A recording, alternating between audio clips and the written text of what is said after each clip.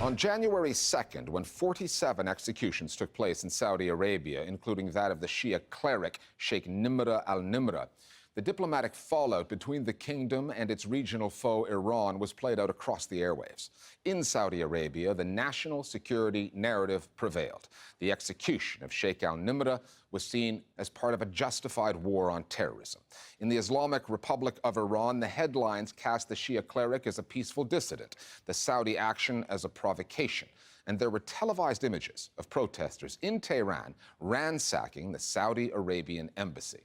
The subsequent developments, with first Saudi Arabia and then some of its regional allies severing diplomatic ties with Tehran, threatened to disrupt the progress that Iran has made on the international stage over this past year, following the nuclear deal that was signed off in Washington that had media pundits using terms like historic rapprochement with the West. And then there's the sectarian divide implicit in the telling of this story, the one that pits Sunni versus Shia, a somewhat simplified binary that fails to get at the geopolitical complexities involved. Our starting point this week is the Saudi Arabian capital, Riyadh.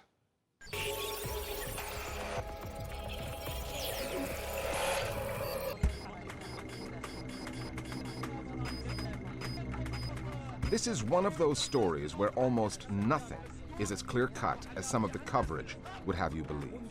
In a way, it's two of those stories. لن تتوانى عن ردع كل من يهدد أمنها وأمن مواطنيها والمقيمين على ترابها أو يعطل الحياة العامة. The same events recounted quite differently.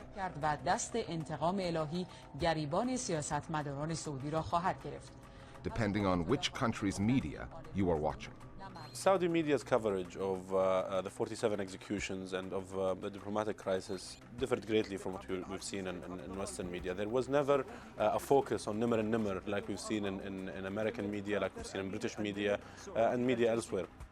And in Iran, it was very much a case of a very shrill reaction to the execution of this cleric. He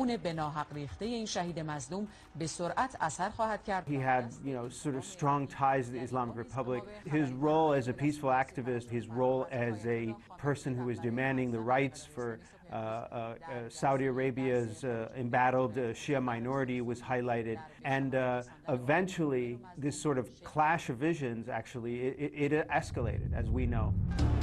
Then came news images that evoked memories of 1979-80, the taking of the U.S. Embassy in Tehran, and the hostage drama that followed. The mobs that attacked the Saudi embassy and torched a consulate in the city of Mashhad effectively took a story about an execution of a cleric and gave the Saudis a chance to rewrite it on their terms. Within 24 hours, Saudi Arabia responded, تعلن عن قطع علاقاتها الدبلوماسية مع إيران. Leaving Tehran with a public relations challenge on its hands. Iran was on the back foot trying to figure out how to recast the story. President Rouhani, the reformist media and the hardline media having to condemn the embassy attacks, having to distance themselves, and that became the narrative that Iran tried to push back against sort of 48 hours in. Rouhani's people trying to send the message out through its own media, and that includes the IRNA, the official news agency that is under the control of Rouhani and the presidency, trying to send the message that, like, look, we are trying to arrest these guys who breached the embassy. We're trying to bring some semblance of normalcy to this country. We know that there are these hardliners here, and we're trying to stop them.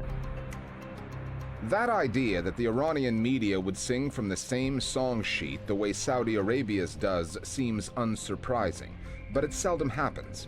Iran's media are factionalized, fractious, and opinionated. Some news outlets are loyal to the supreme leader, Ayatollah Khamenei. Others are tied to the president, Hassan Rouhani, considered a modernizer. Still others to the Revolutionary Guard. And they don't necessarily coalesce when confronted by an external threat.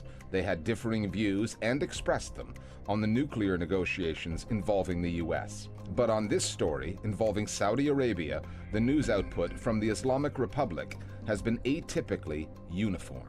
The way that Rouhani manages the message about Saudi Arabia is this is Wahhabi extremists against the world.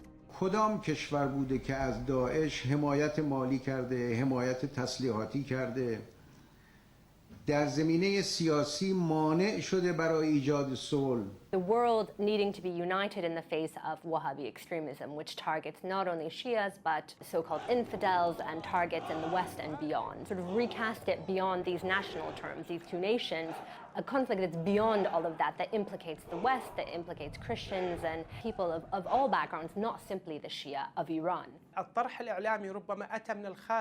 The current media discourse didn't come from Saudi media outlets, but externally, and Iran successfully took advantage of that, forged it and spread it until it reached international media outlets.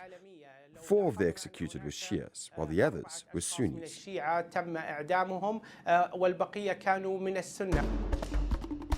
In the Gulf and across the Middle East, Saudi Arabia is much better equipped to win a media war than is Iran. It owns the pan-Arab news channel Al-Arabiya and long-established Arabic-language newspapers based in London.